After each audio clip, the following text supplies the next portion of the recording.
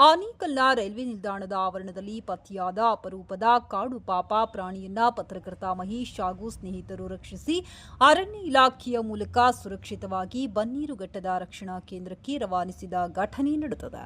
Railway ನಿಲ್ದಾಣದಲ್ಲಿ ಅಸಹಾಯಕ ಸ್ಥಿತಿಯಲ್ಲಿದ್ದ ಕಾಡು ಪಾಪವನ್ನ ಗಮನಿಸಿದ ಪತ್ರಕರ್ತ ಮಹೇಶ್ ಹಾಗೂ ಅವರ ಸ್ನೇಹಿತರು ತಕ್ಷಣವೇ ಅದನ್ನ ಜಾಗರೂಕತೆಯಿಂದ ಹಿಡಿದು ರಕ್ಷಿಸಿದ್ದಾರೆ. ನಂತರ ಈ ಬಗ್ಗೆ ಆನೇಕಲ್ ಪಟ್ಟಣದ ವಲಯ ಅರಣ್ಯ ಅಧಿಕಾರಿಗಳ ಕಚೇರಿಗೆ ಮಾಹಿತಿ ನೀಡಿ ಪ್ರಾಣಿಯನ್ನು ಅಧಿಕಾರಿಗಳಿಗೆ ಹಸ್ತಾಂತರಿಸಿದರು. ಅರಣ್ಯ ಇಲಾಖೆಯ ಅಧಿಕಾರಿಗಳು ಕಾಡು ಪಾಪದ ಆರೋಗ್ಯ ತಪಾಸಣೆ ನಡೆಸಿ ಹೆಚ್ಚಿನ ನಿಗಾ ಮತ್ತು ಸುರಕ್ಷಣೆಗಾಗಿ ಅದನ್ನ ಬನ್ನೀರುಘಟ್ಟದ ರಕ್ಷಣಾ ಕೇಂದ್ರಕ್ಕೆ ಕಳುಹಿಸಿಕೊಟ್ಟಿದ್ದಾರೆ. ವನ್ಯಜೀವಿ ಪ್ರೇಮಿಗಳ ಈ ಕಾರ್ಯಕ್ಕೆ ಸಾರ್ವಜನಿಕ ವಲಯದಲ್ಲಿ ಮೆಚ್ಚುಗೆ ವ್ಯಕ್ತವಾಗಿದೆ.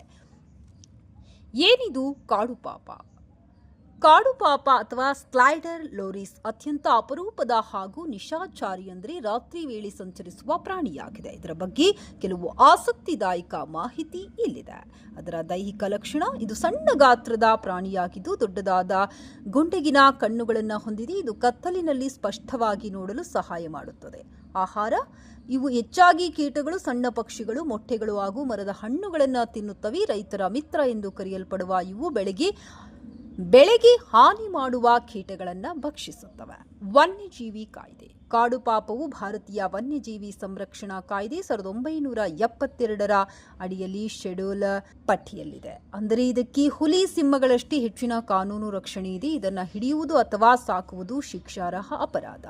ಮೂಢನಂಬಿಕೆ: ಕಾಡು ಪಾಪದ ಬಗ್ಗೆ ಸಮಾಜದಲ್ಲಿ ಅನೇಕ ಮೂಢನಂಬಿಕೆಗಳಿವೆ. ಇದರ ಅಂಗಾಂಗಗಳಲ್ಲಿ ಔಷಧೀಯ ಗುಣವಿದೆ ಎಂಬ ತಪ್ಪು ಕಲ್ಪನೆಯಿಂದಾಗಿ ಇವುಗಳ ಬೇಟೆ ನಡೆಯುತ್ತಿರುವುದು ವಿಷಾದನೀಯ. ಇವು ಮಾನವರಿಗೆ ಯಾವುದೇ ಹಾನಿ ಮಾಡದ ಅತ್ಯಂತ ಶಾಂತ ಸ್ವಭಾವದ ಪ್ರಾಣಿಗಳು.